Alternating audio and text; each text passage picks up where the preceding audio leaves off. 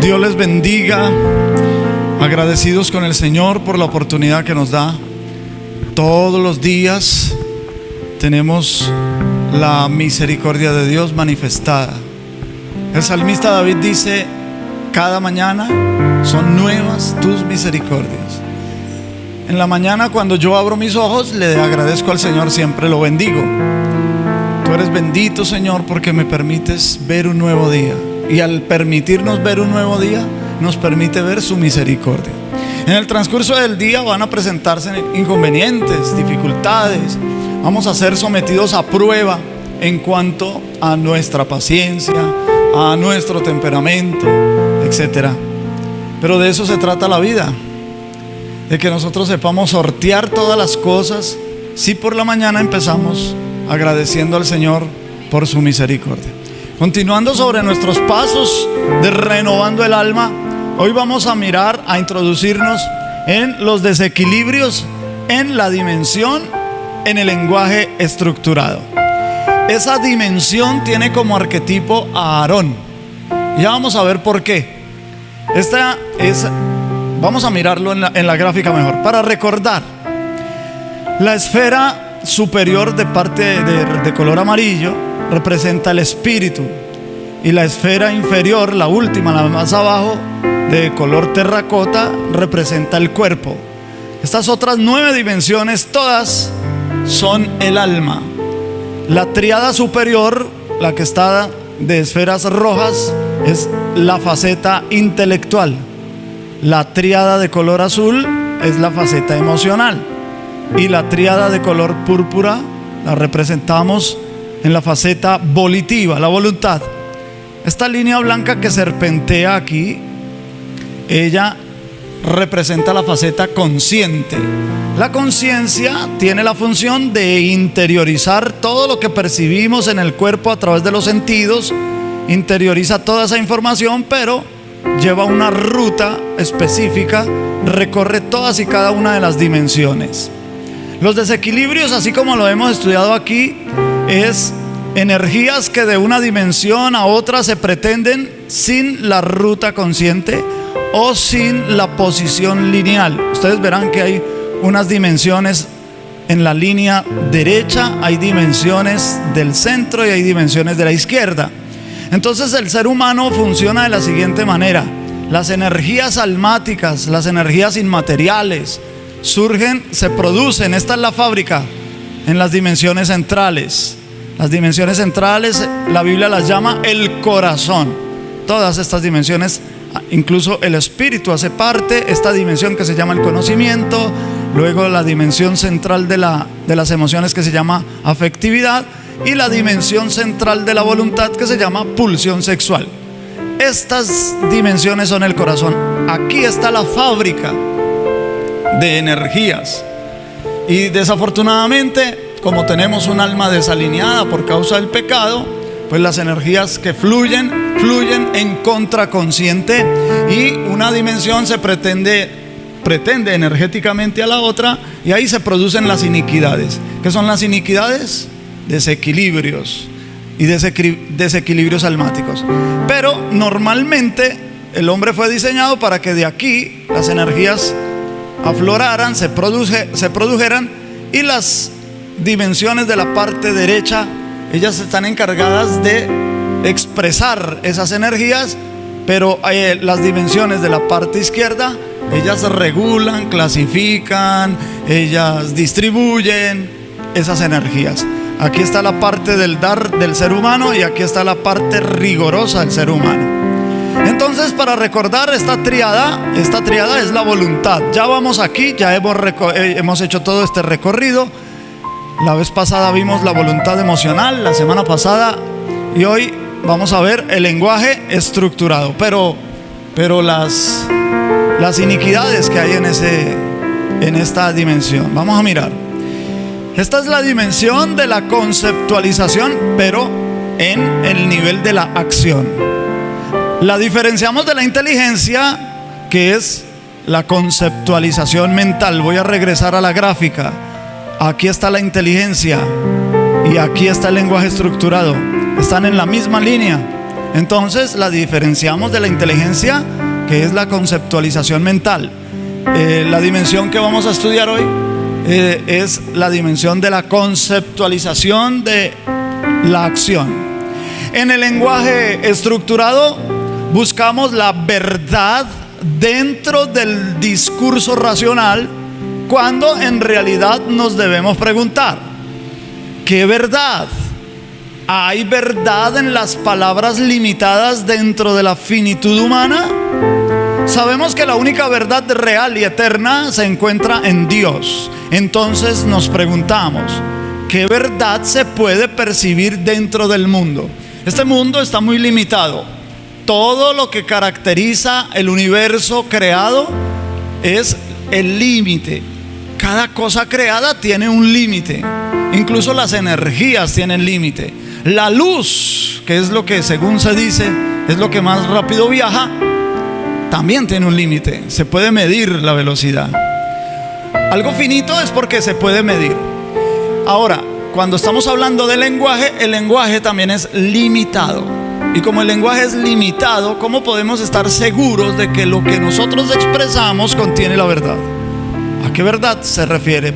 ¿Se puede percibir dentro del mundo la verdad? Bueno, el concepto puro que va externalizándose, o sea, lo de adentro hacia afuera, y descendiendo desde la inteligencia, cada vez posee menos luz. Los miles de interpretaciones subjetivas de cada emoción borran la pureza esencial del mensaje que lleva la palabra. Y entonces el concepto que venía para ayudarnos a comprender la realidad justamente nos distancia de la realidad. Y entonces entre nosotros y la realidad se interpone el mundo conceptual, que siendo un intermediario minimiza la luz. Veamos aquí una gráfica. Aquí volvemos a representar las dimensiones del ser humano, pero aquí vemos de arriba hacia abajo, las vemos más grandes, y a medida que si siguiésemos la ruta consciente va disminuyendo el tamaño de la dimensión, pero para representar esto en términos de luz. Cuando la verdad de Dios llega con más amplitud, pero a nuestro espíritu, ¿sí? Y a medida que la luz que llega de Dios a nuestro espíritu va exteriorizándose, porque recuerden que lo que queremos expresar de arriba hacia abajo es de adentro hacia afuera. A medida que se va exteriorizando, la luz disminuye, se minimiza. ¿Por qué? Porque tenemos un problema. Del espíritu a la faceta intelectual ya tenemos un problema. En esta parte aquí que se llama la sabiduría, esta dimensión que se llama la sabiduría o la mente intuitiva, la información llega muy amplia, muy pura, pero viene no con conceptos, sino con símbolos, ¿sí? Los conceptos ya empiezan aquí en la inteligencia, porque la inteligencia para eso fue creada. Dios la puso ahí para que conceptualizara, analizara, clasificara. Entonces la mente racional se le llama a esta, en términos psicológicos, la mente racional. Ella va procesando pensamiento por pensamiento y va clasificando y va conceptualizando. Pero ahora tenemos un problema todavía mayor, y es que a medida que desciende por esta línea, que es la línea de la conceptualización, al llegar aquí hay menos luz. Entonces, a la hora de nosotros expresar el lenguaje comienza, por supuesto, el proceso es mental, pero a la hora de accionar el lenguaje, eso pertenece a la voluntad. A veces nosotros sentimos decir algo y resulta que disfrazamos las cosas con el lenguaje, ¿sí? Yo quiero decirle algo, pero no lo digo como lo estoy pensando, porque si se lo digo como lo estoy pensando, lo puedo ofender o lo puedo engrandecer. Entonces empiezo yo a manejar mi lenguaje reduciendo la luz. No sé si me estoy dando a entender. Entonces aquí tenemos un problema con esta dimensión, sobre todo cuando la dimensión está desalineada o está desequilibrada. La ilusión del lenguaje estructurado es elevar este orden lógico a la categoría de lo total. Es decir, la ilusión de que todo sigue un orden que puede ser explicado. La luz de la razón proyecta la ilusión de la razón. El lenguaje estructurado es el mundo de seguridad que cree en los conceptos en su calidad de formas axiomáticas. ¿Qué significa eso? Enunciados tan evidentes que se considera que no requieren demostración. El arquetipo de esta dimensión es Aarón, porque era quien fungía como profeta de Moisés, presuntamente tartamudo Moisés. Se ha dicho que era tartamudo, pero mejor, lento de habla, lento de lengua, como dice Éxodo 4:10. Aarón comunicaba a Faraón y después comunicaba al pueblo lo que Dios transmitía por Moisés. Vamos a leer Éxodo capítulo 4, verso 14 al 16. Entonces Jehová se enojó contra Moisés y dijo: ¿no conozco yo a tu hermano Aarón, levita, y que él habla bien? Y he aquí que él saldrá a recibirte, y al verte se alegrará en su corazón. Tú hablarás a él y pondrás en su boca las palabras, y yo estaré con tu boca y con la suya, y os enseñaré lo que hayáis de hacer. Y él hablará por ti al pueblo, él te será a ti en lugar de boca, y tú serás para él en lugar de Dios. Ok, aquí entramos a ver los desequilibrios.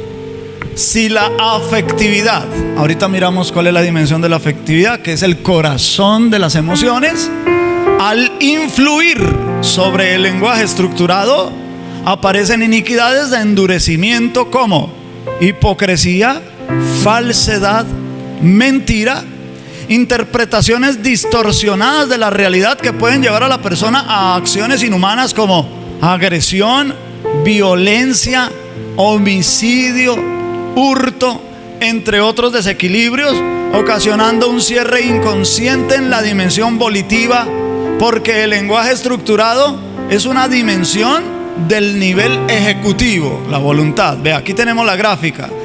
La esfera de color azul representa la afectividad. Esta es una dimensión central, hace parte del corazón de las emociones. Pero aquí ya bajamos, estamos más exteriores, y aquí ya empiezan las dimensiones de la voluntad. Y aquí está el lenguaje estructurado.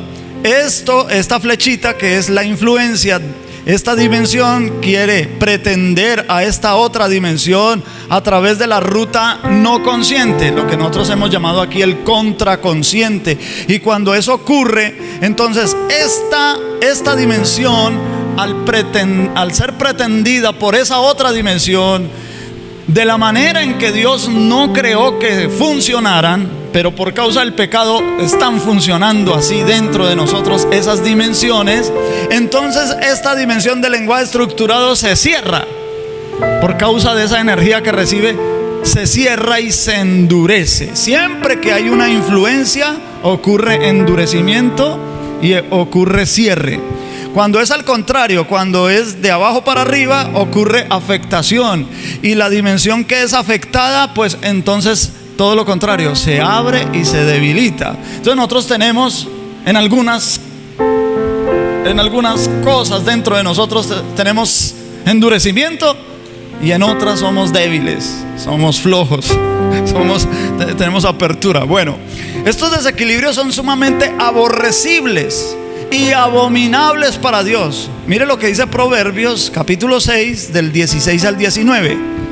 6 cosas aborrece Jehová, y aún 7 abomina su alma: los ojos altivos, la lengua mentirosa, las manos derramadoras de sangre inocente, el corazón que maquina pensamientos inicuos, los pies presurosos para correr al mal, el testigo falso que habla mentiras, y el que siembra discordia entre hermanos. Ahí hay una lista, se da cuenta, y todos estos son problemas de esa dimensión. La intencionalidad de la mentira es el mayor desequilibrio de esta dimensión, por eso encabeza la lista ahí en Proverbios. Por lo tanto, aunque el concepto pueda ser millones de veces interpretado a la luz de nuestra subjetividad, lo honesto, esa palabra la vamos a repetir en esta noche, lo honesto es situar el concepto en el mismo eje que la realidad relativa, que es la realidad material. O sea, nosotros vivimos dentro de una realidad material. Dios nos creó para que nosotros viviéramos dentro de una realidad relativa, que es la realidad material, pero con el fin de que vayamos creciendo y vayamos entendiendo la realidad total, que es la realidad espiritual, ¿sí? La podemos ir entendiendo por la palabra de Dios. Es la única forma. Entonces, lo honesto es situar el concepto. Estamos aquí hablando en singular, el concepto en el mismo eje que la realidad relativa, que es la realidad material. No saquemos los conceptos de la realidad relativa. Los conceptos que nosotros tenemos de nuestra realidad no funcionan en el mundo espiritual. ¿Ve? Por eso nos parece tan absurdo las prédicas, las enseñanzas bíblicas, porque el Señor Jesús en el Sermón del Monte dice: bienaventurados los pobres. Pero de nuestra realidad, ¿qué bienaventurado va a ser un pobre? Dice uno, ¿no? Bienaventurados los que lloran. ¿Cómo así? Los chillones son bienaventurados. ¿Cómo así? A nosotros nos enseñan es que no hay que demostrar la debilidad a nadie. ¿Se da cuenta?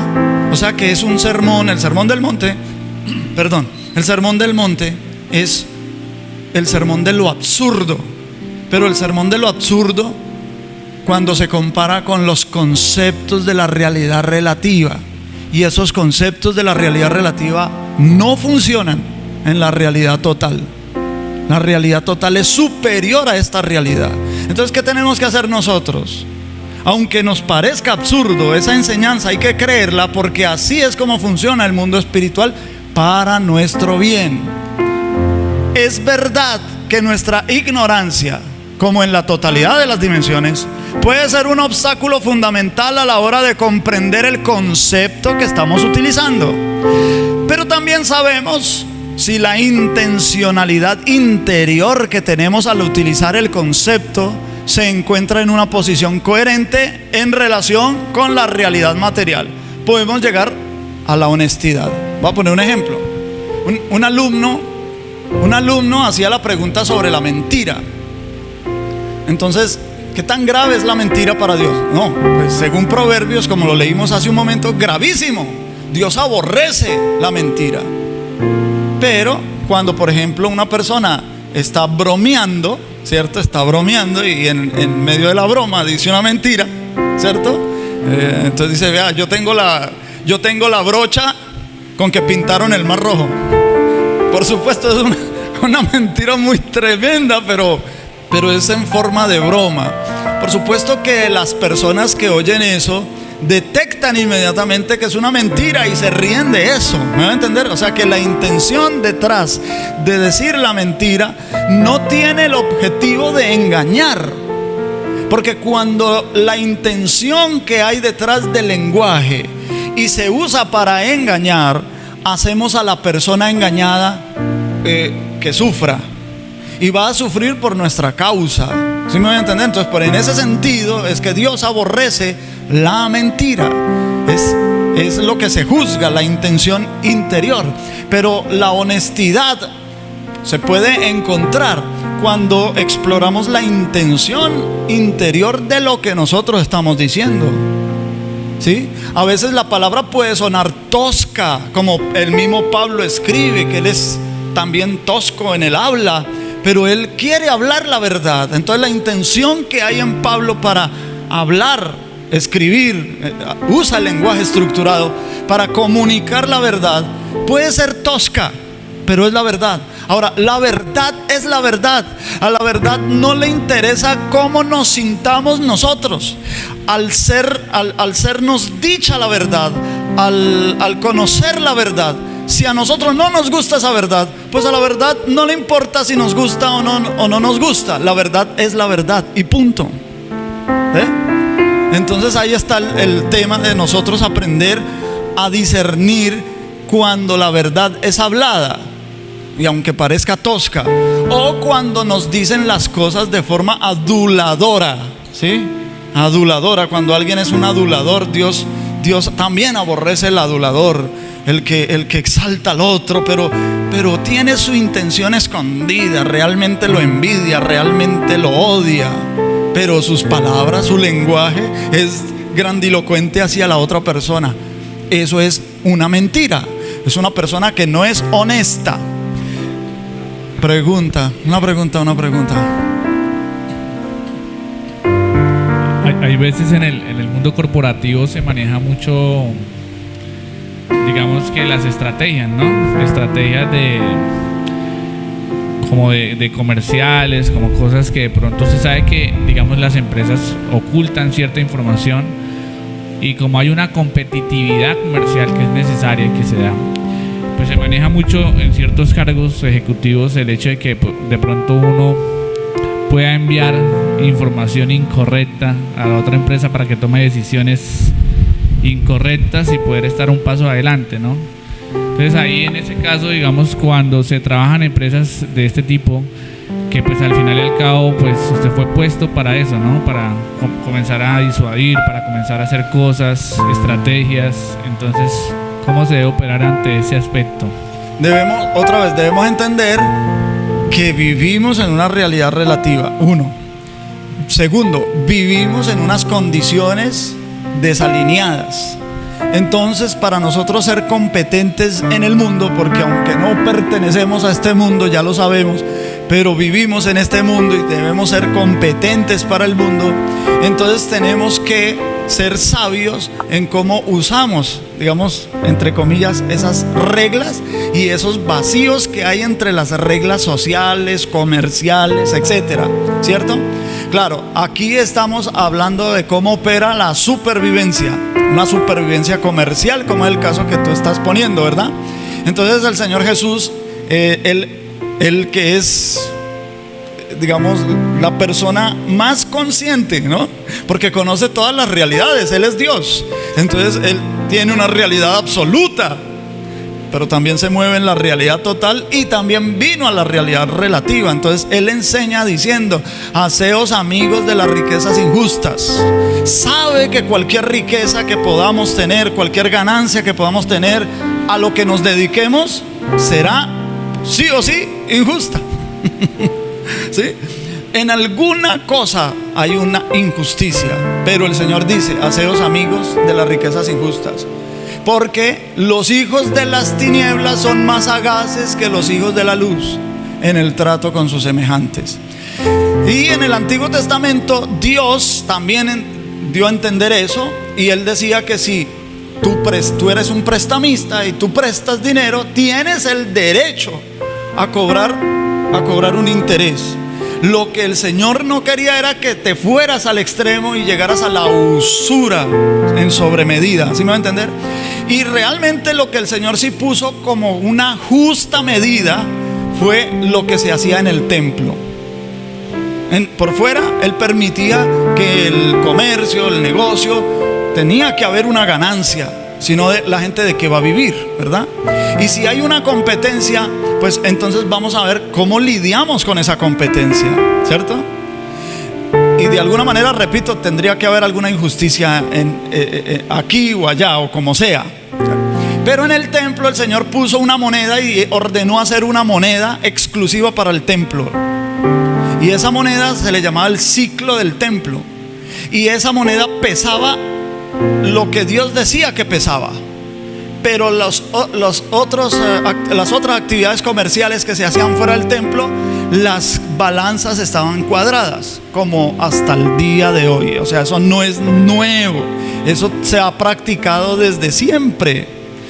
Lo que el Señor exigía es: en el templo, si el ciclo debe pesar un ciclo, allá afuera un ciclo no era un ciclo, era medio ciclo, 3/4 de ciclo, y ya lo cobraban como un ciclo. ¿Sí me va a entender? Exacto. Y cuando la persona iba a comprar, entonces la balanza estaba cuadrada a favor del que compraba. Todo eso es el negocio, el comercio. Dios lo admite. Dios es consciente de que estamos en una situación como esas. Estamos en una condición de desalinealidad y vivimos en una realidad relativa. Si fuésemos justos en todo el sentido de la palabra, no nos podríamos dedicar a ninguna actividad comercial. Usted tendría que hacer pan y venderlo según la proporción de lo que usted gasta para que el cliente lo compre a un precio módico, pero usted no ganaría nada. Usted escasamente cobraría por su trabajo. ¿Me voy a entender? Entonces, cuando en una cuadra hay dos panaderías y compiten, ellos verán cómo van a competir. Si compiten por precios, si compiten por tamaño, si compiten por calidad. Bueno, no entiendo, no soy especialista en el campo comercial ni nada, pero lo que la Biblia dice es que el Señor sí da un margen justo de ganancia. Y el margen justo de ganancia, incluso el Señor dice que la mejor competencia que se debe hacer es con la justicia. ¿Sí? El impío, dice Asaf, prospera en apariencia, pero su prosperidad, lo que nosotros en la realidad relativa juzgamos como prosperidad, porque como que no le va mal, le va bien y es un impío. Pero Asaf después dice, era que yo no entendía, es que yo era como una bestia, dice él, yo no entendía. Realmente su prosperidad es un deslizadero. Ellos van por un deslizadero, ellos piensan que van bien y van mal. Entonces, siempre que en la actividad, cualquier actividad comercial en donde se requiera hacer una estrategia, entonces ahí viene el tema de los conceptos. No le vamos a llamar engaño, le vamos a llamar estrategia. ¿Ve? Pero la otra empresa o la competencia no va a sufrir. Él también tendrá que verse obligado a crear estrategias comerciales. Bien, si la intención es destruir al otro, entonces se puede utilizar negativamente las energías del lenguaje estructurado. ¿Sí ven? Utilizar negativamente. Por ejemplo, la difamación, el rumor, que pueden llegar a ser violencia verbal. Incluso si se propaga una información verdadera cuyo objetivo es destruir al otro, y entonces estamos utilizando en forma inadecuada este tipo de energía. Se usa una verdad, pero para destruir al otro. ¿Sí? El desequilibrio se revela en la murmuración de Aarón y María contra Moisés por haberse casado con una mujer cusita, o sea, una mujer de color, una negrita, porque Séfora era negrita. Entonces veamos ahora el tratamiento contra el desequilibrio. Si logramos la honestidad, esa es la forma de tratar el desequilibrio, con la honestidad. Si logramos la honestidad del lenguaje estructurado, obtenemos una clave importante para nuestro autoconocimiento en la afectividad, porque la afectividad es la que pretende al lenguaje estructurado, y por eso el lenguaje estructurado se cierra, se endurece. Entonces no se le da por nada decir una mentira para destruir al otro. ¿Cómo puede el ego interior de la afectividad trabajar su interiorización si no es honesto? No se puede ser deshonesto con los demás y honesto con uno. Es imposible. Si soy deshonesto con los demás, ¿cómo soy honesto conmigo mismo? No. ¿Sí me entienden? Si soy deshonesto con los demás, también lo soy conmigo mismo. La honestidad es integral a la estructura subjetiva de cada individuo. ¿Sí ven? Entonces por eso la pregunta de Luchito es algo subjetivo. Eso pertenece a cómo lo mira usted, cómo lo aprecia usted. Incluso hay personas que pueden resistir las mentiras, una vez después las descubren. Y hay personas que para ellos son fatales descubrir una mentira. ¿Sí? Se sumergen en depresión, etc. La honestidad es integral a la estructura subjetiva. Si logramos la honestidad conceptual del lenguaje estructurado, lo más cercano a la verdad subjetiva que tenemos, entonces el trabajo de autoconocimiento personal se puede llevar hasta las máximas consecuencias, que es perder el miedo de reconocer el lado oscuro. Todos tenemos un lado oscuro. Y entre más luz le llegue a la persona, más nítida es su sombra. ¿Sí me voy a entender? Así como él está expuesto a la luz, así también está expuesto a una parte oscura tremenda. Así que el sabio tiene que siempre mantenerse ocupado en la luz, ¿sí? No ocultar que tiene sombra, todos tenemos sombra, pero no usar la sombra, usar la parte luminosa. Eso es como la piedra con que tapaban las tumbas en los tiempos bíblicos, ¿no? Una tumba en los tiempos bíblicos es un trabajo que hacían en la roca, hacían un hueco, la roca, lo labraban, pero cuando ponían el cadáver allá adentro, pues corrían una piedra redonda, la corrían y tapaba. Esa piedra tenía que recibir la luz del sol, ¿cierto? Por un lado, pero por el otro lado también el hedor, la descomposición y la corrupción. Entonces es a lo que nosotros estamos sujetos, porque tenemos una naturaleza pecaminosa. Si nos descuidamos, por eso la Biblia dice: el que crea estar firme, mire que no caiga. Es porque si recibimos luz, entre más luz, estamos más expuestos a caer, y la caída va a ser dura y vamos a descubrir esa parte oscura. Pero la honestidad hace que la persona deje de tener miedo de eso y se autodescubra también en sus cosas negativas, sea consciente de lo negativo que es, para poder controlarlo, para poder manejarlo, para no dejar que esa parte oscura sea la que protagonice mi personalidad. La honestidad es, por último, una virtud imprescindible para tener acceso al propio, la afectividad. No hay verdadera introspección sin honestidad con uno mismo. Y esto es algo que hay que aprender. Es algo que hay que aprender. Nosotros no nacemos con eso, tenemos que aprenderlo. ¿Aprender a qué? A analizarnos con verdad, a no mentirnos ni autoengañarnos sobre nuestras verdaderas motivaciones y sentimientos, a reconocer nuestra verdadera forma de ser, con virtudes y defectos, desmontando los mecanismos de defensa que hemos construido para evadirnos del dolor de ver claramente cómo somos y cómo hemos actuado en el pasado. Nosotros nos autoengañamos todo el tiempo, hermanos, todo el tiempo. Y entonces eso lo saben los publicistas. Los publicistas utilizan, digamos, el conocimiento que tienen sobre el ser humano, la propensión que tiene el ser humano de autoengañarse. Por eso las aseguradoras no te venden a ti un seguro de muerte.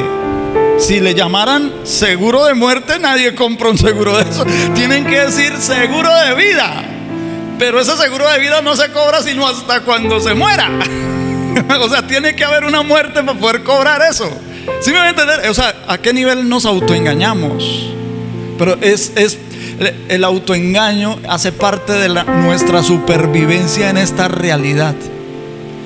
El secreto del cristiano es aprender a ser honesto consigo mismo, aprender a descubrirse, aprender a mirar qué defectos tiene, qué va a hacer para trabajar en ellos. ¿Sí me van a entender? Y cuando nosotros hacemos ese trabajo, nos descubrimos a nosotros mismos, entonces vamos siendo honestos porque somos conscientes de lo que somos. Pastor, ¿hasta qué punto va la falta de perdón con la honestidad con uno mismo? Porque en algunas veces la falta de perdón hacia uno mismo, hacia cosas que ha hecho en el pasado, como que uno sigue dándose como látigo a esas cosas, y en algunas veces llega uno a pensar que está siendo honesto para no volver atrás, sino que estoy siendo honesto en mirar lo que hice o lo que dejé de hacer, y como que empieza más bien es como un tema acusatorio. Entonces ahí me queda como la duda, ¿hasta qué punto uno es honesto, pero hasta qué punto la falta de perdón en uno mismo influye, digamos, en esa parte como consciente? No sé si me hago entender, Paz. Bueno, lo que pasa es que la falta de perdón no tiene nada que ver con el lenguaje estructurado ni con la honestidad. La falta de perdón es un desequilibrio de la faceta emocional. Recuerda que ahí vimos, la falta de perdón hay que tratarla antes de tratar esto, porque el trabajo es de adentro hacia afuera. ¿Sí ven? Entonces, una persona que tenga falta de perdón, pues tiene que tratar su problema ahí en sus emociones. Tiene que empezar a tratar, a estabilizar ese desequilibrio para después trabajar en la honestidad. Yo no puedo empezar a trabajar en la honestidad si tengo falta de perdón. La falta de perdón es una iniquidad que está anterior a esta, está más profunda que esta.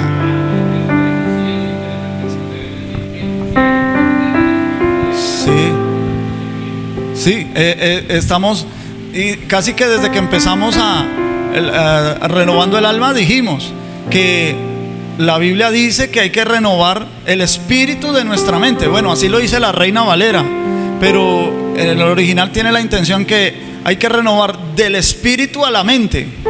Entonces el trabajo se hace de adentro hacia afuera, o de arriba hacia abajo en la gráfica, ¿no? De arriba hacia abajo. Es de adentro hacia afuera. Yo no puedo tratar mis problemas de voluntad si no he tratado mis problemas emocionales.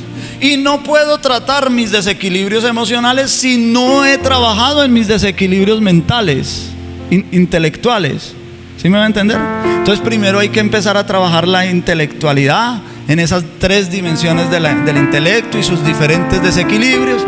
Si yo trabajo con eso y bueno, y logro equilibrar, entonces ya podré trabajar en mis emociones.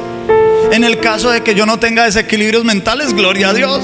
No tengo iniquidades en mi intelecto, gloria a Dios. Pero tengo en mis emociones, entonces tengo que trabajarla en mis emociones, asegurándome que no tengo desequilibrios intelectuales. Y asegurándome que ya no tengo tantos desequilibrios, o que no es que no tenga, sino que los estabilizo. ¿Sí me voy a entender?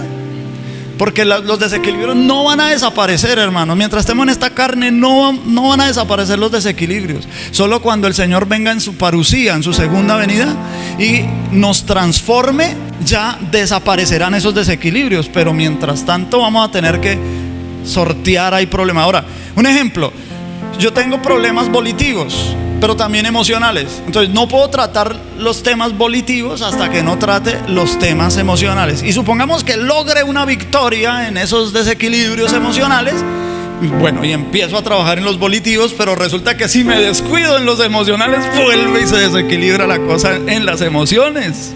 Por esto eso es un trabajo, la renovación del alma es un trabajo de toda la vida, de estarme cuidando en las diferentes facetas de mi alma. Amén. Bueno, ya leímos esto, sí. Entonces, el ego, entiéndase que el ego, y cuando decimos el ego, hace parte todo el corazón, las dimensiones centrales. Y cuando hablamos del ego interior, estamos hablando de la afectividad.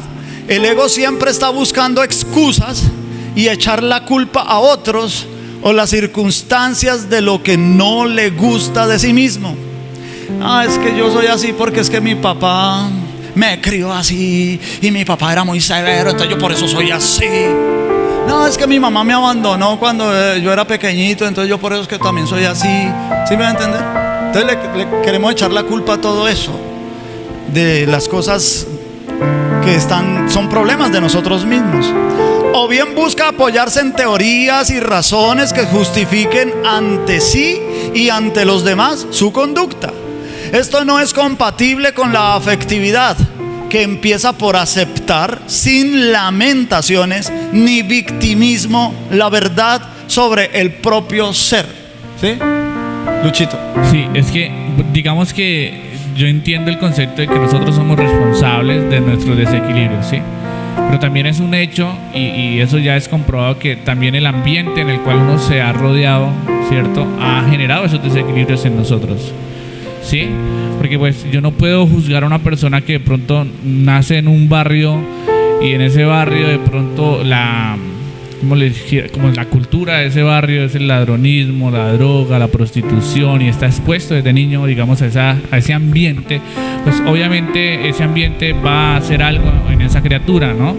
Sí, él tuvo de pronto la oportunidad de decidir, pero de estar tan expuesto a eso, en esa persona tuvo que haber creado algo, ¿sí?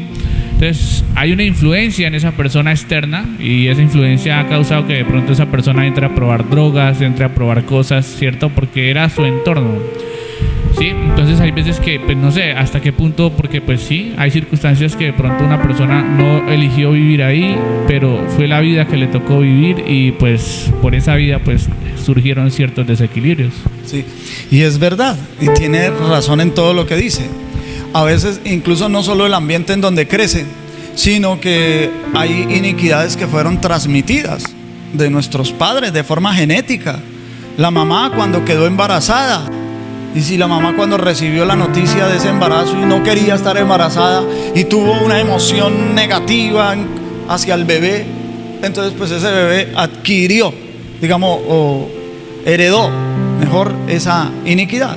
Y hay otras iniquidades adquiridas por gustos o por el entorno, en todo lo que tú estás diciendo. Pero como estamos hablando no solo del problema, sino que estamos hablando de cómo vamos a tratar el problema. Entonces el tratamiento del problema es empezar a reconocer que yo no debo empezar a culpar a los demás, aunque sí es verdad que eso construyó mi personalidad, ¿sí? En el barrio donde yo crecí y había ladrones y habían prostitutas y habían borrachos y en ese ambiente fue que yo me crié. Entonces yo aprendí a ser así. Pero cuando yo me convertí al Señor Jesús y comienzo a descubrir lo que es renovar el alma, entonces tengo que empezar a no culpar el ambiente, no culpar a mis padres, no culpar a nadie. No, esto me está pasando a mí. ¿Qué voy a hacer? ¿Voy a seguir toda la vida culpando a los demás y ese problema va a seguir ahí? ¿O yo decido no culparlos y empezar a trabajar en mí mismo? ¿Sí ven? Sin victimismo, que dice, es lo que se escribe ahí. Aceptar sin lamentaciones ni victimismo la verdad sobre el propio ser.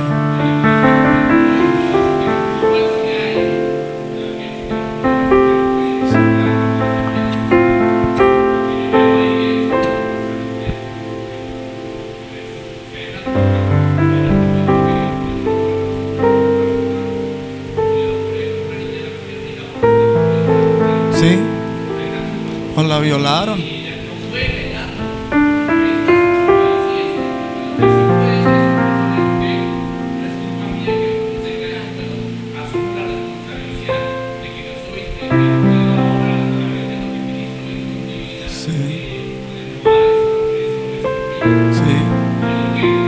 Sí, claro, no ignorar que sí hay culpas, sí. No se ignora la culpa, ¿sí? No se ignora quiénes son los culpables, no se ignora no se ignora quiénes son los culpables, pero una cosa es no ignorar eso a empezar a culpar. Porque cuando nosotros culpamos, por lo general, esto es una evidencia de mi autojustificación, ¿sí? Claro, no, eso para no asumir la responsabilidad. No, ser honesto quiere decir, bueno, esto me está ocurriendo a mí. Que fulano tuvo la culpa, que el barrio tuvo la culpa, que la vida tuvo la culpa, que Dios tuvo la culpa, que el diablo tuvo la culpa y todo el mundo tuvo la culpa. Pero me está ocurriendo a mí. Entonces, ¿qué voy a hacer? Entonces tengo que asumirlo y tengo que empezar a no victimizarme más, sino, hombre, quiero renovar esto en mí. Ya, voy a dejar todo eso allá y voy a trabajar en mí. Amén. Bien, la única posibilidad real que tenemos en esta dimensión es la honestidad. Aunque no pueda acceder a lo esencial del concepto, sí puedo coordinar sobre un mismo eje el pensamiento inteligente, el sentimiento interior, o sea, los afectos, la decisión volitiva, o sea, el lenguaje estructurado, que es el que estamos viendo, y la acción material, es decir, la corporeidad, en ese mismo eje. La confianza en la palabra dada es la clave ética de esta dimensión. Por más que sabemos que existen miles de interpretaciones subjetivas de los conceptos, lo que sí sabemos es si un concepto refleja de modo más cercano posible la realidad. ¿Cómo se hace? Que ya vimos que la honestidad y que no sé qué, pero ¿cómo se hace? Vamos a mirar. El creyente que ha aprendido a estar abandonado a Jesucristo y anda en una vida de abandono a Él, practica la santidad en el grado más alto. Pero usted nunca oirá a una tal persona alegar que posee en absoluto alguna espiritualidad en particular. ¿Por qué? Porque ese creyente ha quedado totalmente unido con Dios y por lo tanto el creyente se torna en honesto. Él descubre que todo lo que hay en él prácticamente es... ¿Señor? No, en sí mismo no es inútil debido a sus propias limitaciones. ¿Ve? Entonces, al reconocer esto y es honesto, se une a Dios, está abandonado en Él, ya no confía en sí mismo. Esa es la verdadera honestidad, que descubre cómo es, quién es y quién es frente a Dios y lo que vale delante de Dios, ¿sí? Y entonces ya no aprende a confiar más en sí mismo, ¿sí? Bueno, el Señor es el Señor mismo quien está introduciendo a ese creyente a esta muy consumada práctica de santidad. El Señor es muy celoso de todo santo que está totalmente abandonado a Él. No deja que tal creyente tenga ningún placer en absoluto fuera de Él mismo, o sea, fuera de Dios mismo. Pero no olvide que el sufrimiento está incluido en la experiencia del abandono. Es el fuego del sufrimiento lo que habrá de producir el oro de la santidad. No tenga miedo de que usted no va a desear andar por este camino. En el nivel de la experiencia del cual estoy hablando ahora, hay un anhelo por el sufrimiento. Es que duele reconocer cosas de nosotros, pero ¿sí?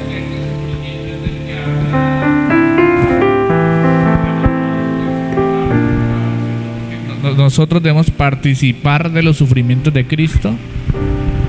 Tiene que ver con esto, o sea, eso es padecer los sufrimientos de Cristo. Al final y al cabo, renovar el alma no es fácil para nosotros porque estamos desequilibrados. ¿Tiene que ver con eso? No, los sufrimientos, ser partícipes de los sufrimientos de Cristo el apóstol se refiere a sufrir por la causa del Señor Jesús, a sufrir por el Evangelio.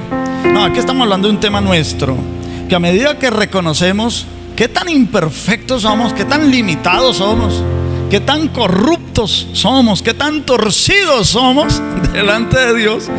Bueno, reconocer eso duele, hermano. Sí. Precisamente para que Cristo crezca, yo tengo que menguar. Pero en el proceso de menguar, de amenguación, como le decíamos la vez pasada, hay sufrimiento. Pero resulta que el creyente descubre que el goce, el disfrute de tener la presencia de Dios en él es superior a cualquier ego que yo pueda tener. Así que no va a tener problema en sufrir, porque el sufrimiento se vuelve nada. Como dice Pablo, pues es una leve tribulación si la comparamos con la gloria venidera. ¿Sí ven? Con la excelente gloria venidera. Tales cristianos arden de amor por el Señor. De hecho, si se les permitiera seguir sus propios deseos, se pondrían bajo una gran cantidad de disciplina, incluso de abnegación excesiva. Cuando semejante amor arde en el corazón de un creyente, no piensa en nada más que cómo agradar a su amado Señor. Comienza a desentenderse, no mucho más que eso, enamorado del Señor. Incluso se olvida completamente de sí mismo. Conforme su amor por el Señor crece, así crece su aborrecimiento de su propia vida mundana. Ojalá usted aprenda este sendero. Claro está, el abandono no significa que usted va a vivir en abandono físico o material, que no se vaya a confundir eso. Porque es que como eso se predicaba en un tiempo, entonces el hermanito andaba con la misma camisita, ya el cuellito todo molido, ¿sí? Y los mismos zapatitos, ya la suela ya remontada 3 veces. Pero eso se calificaba como, ay, ese hermano qué tan humilde es, porque se confundían las cosas. No, aquí no estamos hablando de un abandono físico material, estamos hablando en términos espirituales. Abandonarnos en el Señor significa que no dependemos más de nosotros mismos, ¿sí ven? permítame recordarle que usted es como el vapor que asciende al cielo y luego que cae a la tierra. Leamos Génesis 2:6. Subía de la tierra un vapor, el cual regaba toda la faz de la tierra. Pero no debe creer que puede realizar todo eso con sus propios esfuerzos. Lo único que usted puede hacer, en realidad, lo único que debe procurar hacer es seguir apartándose de las cosas externas, para no tener apego. ¿Sí? No tener apego por las cosas externas. Todo es pasajero, todo es momentáneo, ¿sí? Todo pasa. Dice la Biblia que el mundo y sus deseos pasan, pero la voluntad de Dios permanece para siempre. ¿Me va a entender? Pero para uno asumir la voluntad de Dios, hermano, es un proceso. Porque claro, uno se apega a las cosas materiales porque a uno le han costado, por ejemplo. Entonces ahí hay un apego. Uno se apega a los seres queridos, pero cuando se van, ¿se da cuenta? Entonces, si yo no he hecho un trabajo de desapego, pues voy a sufrir tremendamente por esa ausencia, o porque me faltó el dinero, o porque me hizo falta cualquier cosa de la cual yo estaba apegado, ¿verdad? Pero si yo trabajo en abandonarme de las cosas externas, no voy a tener apego. No quiere decir que no vamos a conseguir las cosas, ¿no? ¿Quién dijo que no? Si el Señor nos da para dar unas vacaciones, vamos a las vacaciones, disfrutemos. Dice la Biblia que hay que disfrutarlo.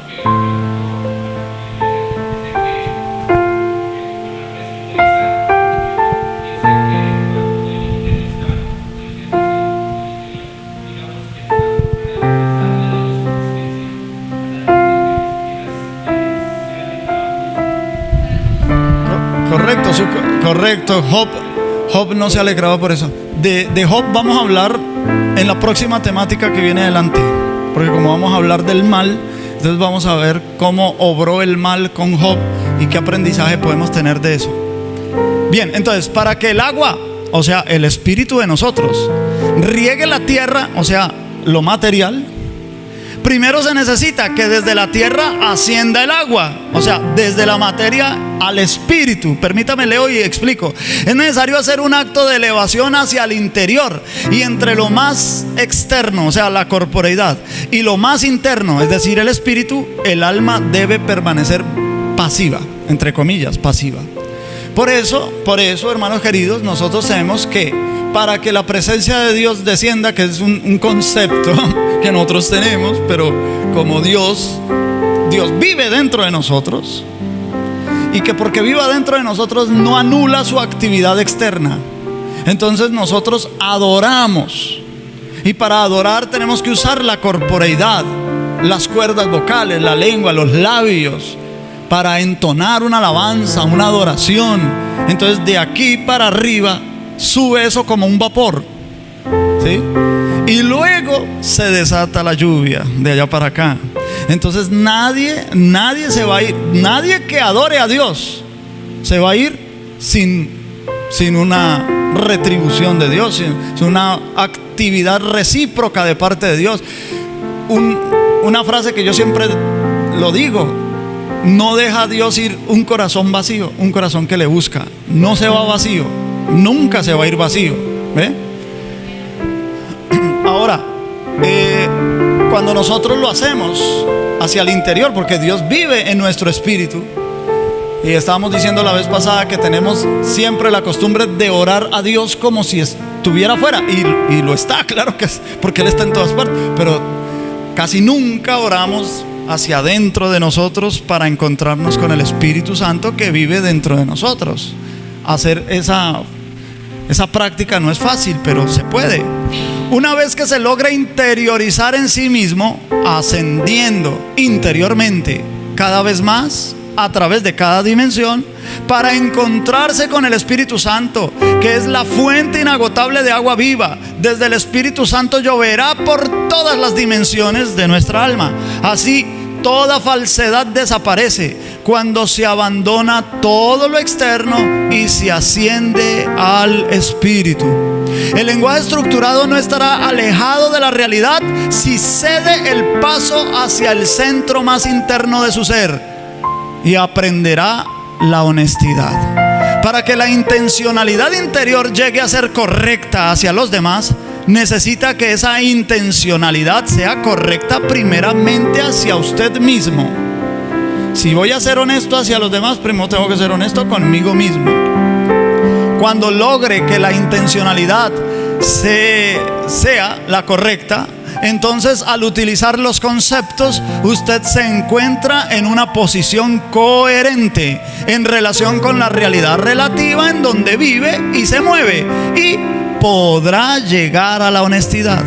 Y para ello, siga apartándose de las cosas externas o desapegándose, y siga tornándose hacia adentro, a su espíritu, en donde vive el Espíritu Santo. Hay muy poco que usted deba hacer, pero esa única cosa sí la puede hacer. Sí, con la gracia divina usted está capacitado para tanta cooperación. Hay que cooperar con el Espíritu Santo. Sin embargo, más allá de eso, usted no tiene nada más que hacer, sino seguir haciéndose, o sea, agarrándose firmemente al Señor. Al comienzo, todo esto puede parecer un poco difícil para usted, pero tenga la seguridad de que esta clase de volverse hacia adentro llega a ser muy fácil. A medida que se practica, se vuelve fácil. Usted avanzará espiritualmente en forma muy natural y sin esfuerzo. Una vez más, esto es así porque Dios tiene como una atracción magnética. Él es como un imán. Él está dentro de usted, en lo profundo, o sea, en su espíritu, siempre atrayéndolo a sí mismo. Usted puede ver este principio en los elementos naturales. El centro de cualquier cosa siempre ejerce una fuerza de atracción muy poderosa. Este hecho es aún más cierto en el ámbito espiritual. Por un lado, hay una fuerza de atracción en el centro de su ser, es poderosísima e irresistible. Y por otro lado, hay también una tendencia muy fuerte en cada hombre de ser reunido a ese centro. A todos nos ha pasado que cuando tenemos épocas de sequía espiritual, todos tenemos esas épocas, dejamos de orar, dejamos de leer la Biblia, y bueno, y comenzamos como a tener un enfriamiento espiritual.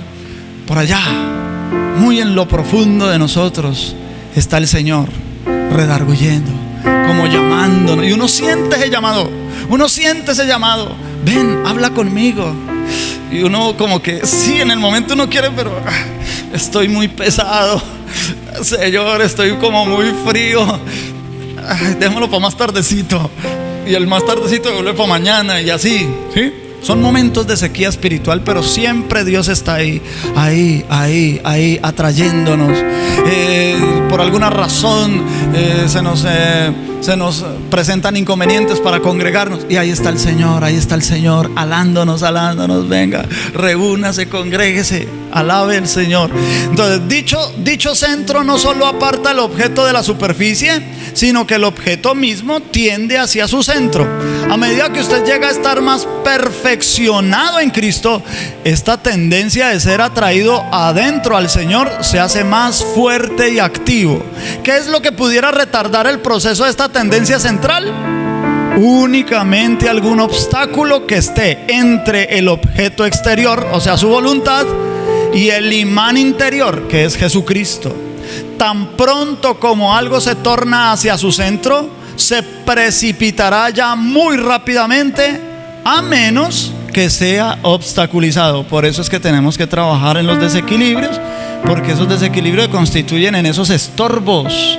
Ahí está el Señor atrayéndonos hacia Él, pero hay estorbos dentro de nosotros, no afuera, dentro de nosotros. Tomemos como ejemplo una piedra.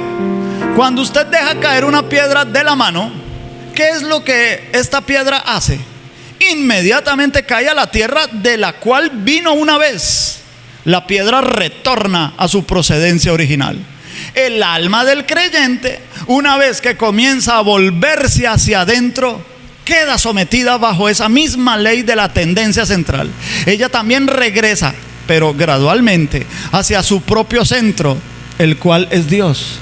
Porque el Señor por eso dice a través de un profeta, creo que es Jeremías o es Ezequiel el que dice: mío es todo hálito de vida. Hálito es aliento, es decir, alma. Así como mío es todo espíritu del hombre, eso lo dice Job. Entonces, nuestra esencia, la parte inmaterial de nosotros, provino de Dios. Entonces, de forma natural hay esa tendencia. Incluso en las personas que no son cristianas, las personas que no son cristianas, que no son personas de fe, que son incrédulas, pero en el momento de la muerte, su espíritu se acuerda de Dios, porque hay esa tendencia natural. Sea que se arrepienta o no, eso ya es otra cosa, pero todo espíritu de todo ser humano en el momento de la muerte se vuelve a Dios, se acuerda de Dios. Es la tendencia natural. El alma no necesita ninguna otra fuerza para atraerla, sino solo el peso del amor. Mientras más libre esté de ejercer sus propios esfuerzos, más rápido irá hacia su Señor. ¿Y por qué es así? Porque hay una energía divina que está atrayendo a usted. Cuando esta energía divina está completamente libre de obstáculos, el Señor tiene completa libertad de atraerlo justamente como le place. Jesucristo es el gran imán de nuestra alma, pero de nuestra alma solamente. Él no traerá las impurezas y mixturas que vienen mezcladas con ella. Si estamos recargados con muchas posesiones materiales o con cualquier otra cosa, esta atracción queda grandemente obstaculizada. Por eso estamos hablando de ir desapegándonos, ¿sí? Ir dejando las cosas exteriores. Disfrutémoslas mientras el Señor nos las da, hermano, pero no nos apeguemos a ellas. Yo disfruto mis hijos mientras el Señor me tenga con mis hijos. Disfruto a mi esposa mientras estoy con mi esposa. Disfruto el sillón donde me siento, disfruto el televisor. Pero si eso se me fuera quitado, yo no tendría por qué ser infeliz. Tendría que seguir unido a Cristo. Muchos cristianos se aferran a alguna parte de este mundo o a alguna parte del ego con un agarre tan fuerte que pasan todas sus vidas haciendo solamente un progreso de caracol hacia su centro. Ahí. Gracias a Dios, a veces nuestro Señor, llevado por su ilimitado amor, arranca violentamente la carga de nuestras manos. Pero es traumático, es traumático. Yo lo digo por experiencia, no voy aquí por falta de tiempo a contar el testimonio, pero yo había creado un ídolo en mi corazón. Y Dios me arrancó ese ídolo, pero hermano, eso fue muy duro. Fueron como 2 años de proceso que dolió muchísimo, muchísimo, muchísimo. Sufrí muchísimo, pero era para mi propio bien. Y yo vi a Dios en ese tiempo como el cirujano que viene con el escalpelo y viene con el escarpelo hacia uno y uno dice: y este tipo viene aquí a rajarme, es como mi enemigo. Pero no, es para tu bien. Vamos aquí a abrir esa carne y vamos a abrir y vamos a sacar ese cáncer, ¿sí? Entonces Dios a veces se porta con nosotros así porque Él nos ama mucho, y donde Él nos deje seguir así como vamos, sabe que vamos a tener graves problemas. Entonces prefiere que nos duela un poquito, pero después es para nuestro bien. Es entonces cuando nos damos cuenta de cuánto realmente habíamos estado impedidos y retenidos en la hipocresía, la falsedad, la mentira, las interpretaciones distorsionadas de la realidad. Pero tan solo deje caer todo eso. ¿Cómo se hace? Simplemente quite las manos del ego, quite las manos de toda otra persona o de todas las cosas. Por supuesto, eso requiere algo de sacrificio. Hasta se lo puede llamar una crucifixión. Pero usted quedará asombrado al ver que hay solo un espacio muy pequeño entre su sacrificio y su resurrección, que es más gloriosa la resurrección. A ver, ¿qué pasó? ¿Es conveniente que el alma se torne tan completamente pasiva?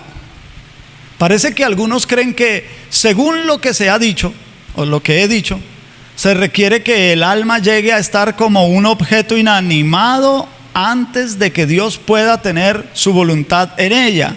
De hecho, exactamente lo contrario es cierto. El elemento principal del alma es la voluntad, y el alma debe querer tornarse neutra y pasiva, que espera enteramente en Dios.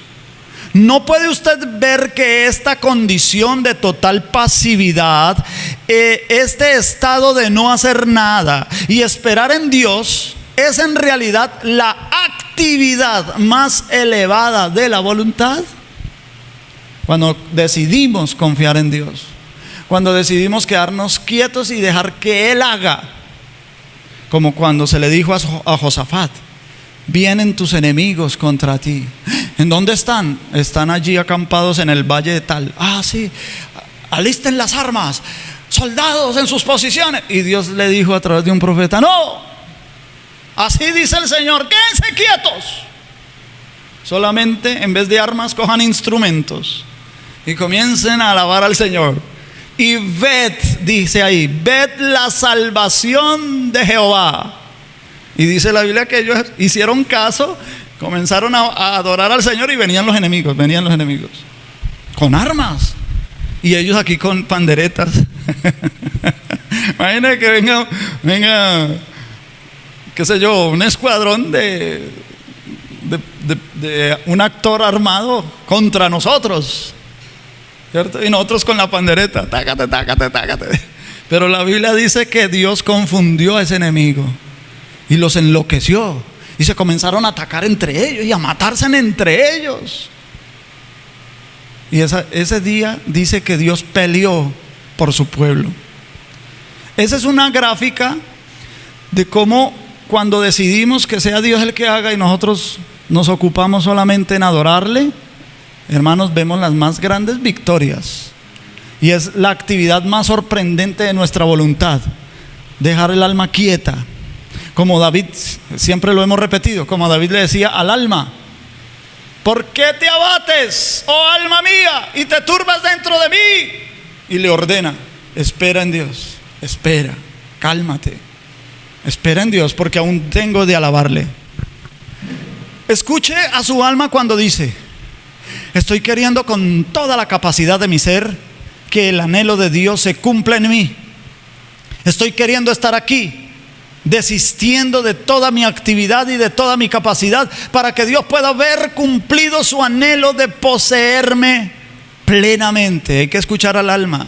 Cuando el alma ha efectuado esto, en realidad ha ejercido el acto más elevado posible de la voluntad humana. El alma ha realizado el acto de sometimiento total a otra voluntad. ¿Cuál voluntad? La voluntad divina. Por consiguiente, ponga toda su atención en aprender cómo tornarse hacia adentro y vivir en su espíritu. No se desaliente por ninguna dificultad que pueda haber encontrado hasta aquí. Antes de lo que imagina, Dios habrá de darle abundante gracia, y todo esto le resultará fácil.